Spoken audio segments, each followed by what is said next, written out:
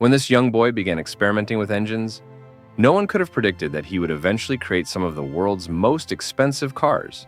This is Frederick Henry Royce, born in 1863 in Wilton, England. Henry was the youngest of 5 children, and his parents, James and Mary, ran a flour mill. James followed in his father's footsteps but lacked business skills, and profits were slim. For many years, the Royce family lived in poverty. Things took a turn for the worse in 1867 when they were forced to file for bankruptcy. Seeking a better life, the family moved to London, and by this time, Henry, just 4 years old, already had his first job as a bird scarer on a local farm, earning 6 pence a week. Then, in 1872, tragedy struck again when Henry's father passed away. Now all the children had to contribute to support the family, including young Henry, who began selling newspapers and delivering telegrams. Henry's early years in poverty had a deep impact on him, and by the time he turned 15, he had completed only 1 year of school. As a teenager, he started an apprenticeship with the Great Northern Railway Works, with some financial support from his aunt. Though he lacked formal education, Henry seized every chance to educate himself, studying algebra, French, and electrical engineering in his spare time. However, after 3 years, he had to quit due to financial difficulties. After leaving his apprenticeship, Henry briefly worked at a tool-making company in Leeds, and then for the Electric Light and Power Company in London. In 1882, he moved to Liverpool, where he continued to work for the same company. Henry's true passion was engineering, so at 22, he partnered with fellow engineer Ernest Claremont to start a business. They named it F.H. Royce and Company, and for the next several years, they worked tirelessly to manufacture electrical components, including doorbells and dynamos. The company expanded rapidly, and by 1894, they were even making electric cranes. However, Henry's interest began to shift. It was at this point that motor cars caught his attention. While Henry Royce played a crucial role in the Rolls-Royce story, there's another person integral to the brand's legacy: Charles Stuart Rolls, born in 1877 in the wealthy area of Berkeley Square in London. Charles was the youngest child of Lord and Lady Langattack.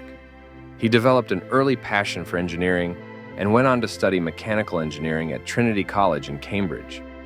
Known for his knack for tinkering with engines, Charles earned the nickname Dirty Rolls.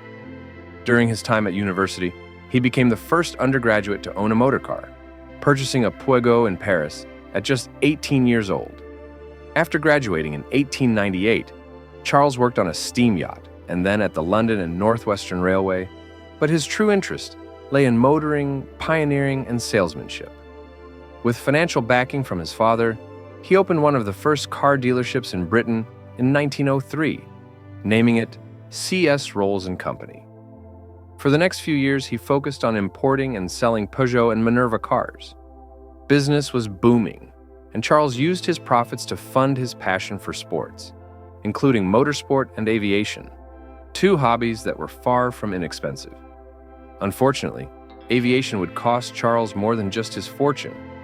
Meanwhile, Henry Royce, while working at F.H. Royce and Company, became more intrigued by motor cars. In 1901, he set out to improve a second-hand 2-cylinder Decauville car he had bought. Unsatisfied with the results, he decided to build a car from scratch. Henry, known for his relentless pursuit of perfection, found construction flaws in the Decauville and was determined to do better. By the end of 1903, he had designed and built his first petrol engine. By the following year, he drove his first Royce 10-horsepower motor car into town. Of the 3 cars he built, he gave one to his business partner, Ernest Claremont, and sold the other to one of their shareholders, Henry Edmunds. It was Edmunds who arranged the fateful meeting between Royce and Rolls. Henry Edmunds was a shareholder in Royce's company and a friend of Rolls.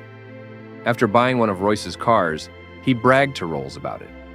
At the time, Rolls was frustrated with only being able to sell foreign-made cars, so Edmunds arranged a meeting. Little did he know that this meeting would forever change the future of the automotive industry. Though Rolls had always preferred 3- or 4-cylinder cars, Royce's 2-cylinder model impressed him immediately. After a quick test drive, Rolls agreed on the spot to sell as many of Royce's cars as he could. Though Henry Royce and Charles Rolls were very different in many ways, there was a 15-year age gap between them as well as a difference in education and life experiences. They made a formidable team. Their collaboration led to the creation of Rolls-Royce in 1906, followed by the launch of the six-cylinder Silver Ghost. Within a year, it was hailed as the best car in the world. But their success was also thanks to Charles's business partner, Claude Johnson, who played a key role in managing the company's expansion. Claude knew how important it was to build the brand's reputation and used his marketing genius to create publicity stunts promoting the quality and reliability of Rolls-Royce cars. One of his early ads for the 40-50 horsepower motor car proclaimed it to be not one of the best, but the best car in the world. This catchy slogan made an indelible mark on the brand's identity and fueled global demand for their unparalleled engineering. Claude became known as the hyphen in Rolls-Royce for his crucial role in the company's success.